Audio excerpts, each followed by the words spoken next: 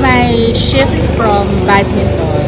So my friends who invited me to play badminton, they're the same group who invited me to play pickleball so that I will continue with my fitness.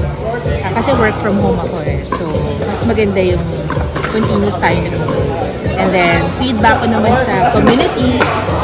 I'm happy to be here in the community kasi hindi naman natin pinaplano, di ba, na you will stay for a longer time. Pero since nagkaroon na rin tayo ng mga friends, so yun, very welcoming and talagang happy vibes lagi.